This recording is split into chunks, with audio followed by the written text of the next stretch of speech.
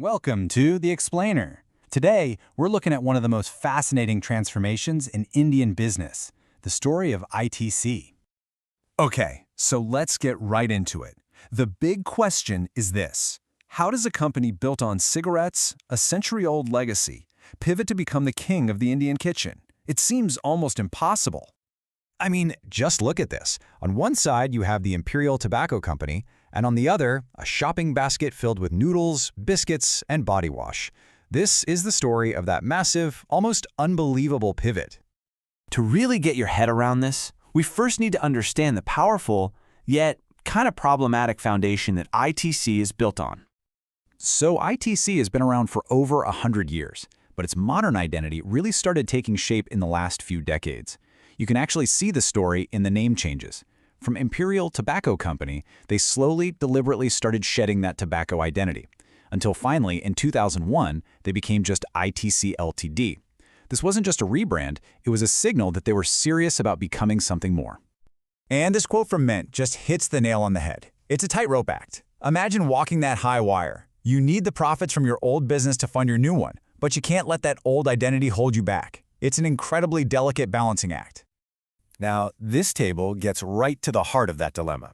See, the cigarette business, while its share of total revenue is dipping, has historically been a cash machine, funding over 80% of the company's profits. That's the war chest. And they need it, because they're pouring it all into the FMCG business, which is a tough game with really thin margins. So with this huge cash cow, ITC saw a massive opportunity where its competitors were already cleaning up: rural India.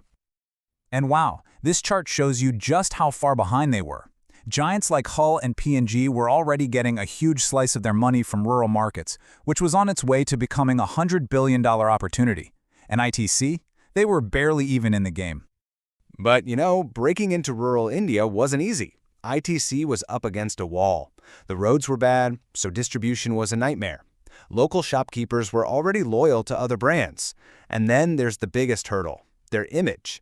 To rural consumers, ITC was just the cigarette company. Try selling biscuits with that reputation. It's a tough sell. So, to solve all these problems, ITC didn't just copy their rivals. Nope, they built something totally revolutionary from the ground up. And that weapon was called e-chopa. This was an absolute masterstroke. Started way back in 2000, it's a pretty simple idea. Put an internet kiosk in a village. This gives farmers direct access to info on weather, crop prices, you name it. It completely cut out the middlemen, which built a ton of goodwill and, get this, created a direct pipeline for ITC to get high-quality raw materials. This is where it gets really genius. It's a perfect flywheel. Step 1, ITC empowers farmers with information. Step 2, those farmers get better prices by selling their crops directly to ITC. And here's the kicker. Step 3, ITC uses that exact same network to sell its FMCG products back into those villages. So ITC helps farmers make more money, and then those same farmers have more money to spend on ITC products. It's a brilliant, self-reinforcing loop. And the scale of this thing is just staggering. We're not talking about some small pilot program. We're talking about an ecosystem that has empowered over 4 million farmers. 4 million! It completely transformed rural economies all across India. And if you want proof that this worked, look no further than Asharwad Atta. This brand is the poster child for the whole system, because ITC was sourcing the best wheat directly from those 4 million farmers. They could guarantee a level of quality and consistency that their competitors just couldn't match, and because of that, it became the undisputed market leader. So with this unique strategy in place, ITC was finally ready to take on the king of Indian FMCG, Hindustan Unilever, or HUL. And this set up a classic clash of titans with two totally different playbooks. HUL is the specialist. They're masters of their core categories, with market leadership in 90% of them. ITC, on the other hand, is the diversified generalist, using profits from one business to fuel growth in another. It's focus versus integration. And here's where ITC's strategy really starts to pay off. Take a look at the operating margin. Basically, how much profit you make on every rupee of sales. ITC is at over 36%, which just dwarfs HUL's 23%. Why? It all comes back to that integrated model. Because ITC essentially owns the supply chain from the farm up, they control their costs in a way HUL just can't. And it's not just about profitability. When it comes to sheer scale, in terms of net sales, ITC's multi-business engine has actually powered it ahead of HUL. That's the power of having a diversified giant firing on all cylinders. Okay, so having established itself as a true contender, what does the future hold for this transformed giant?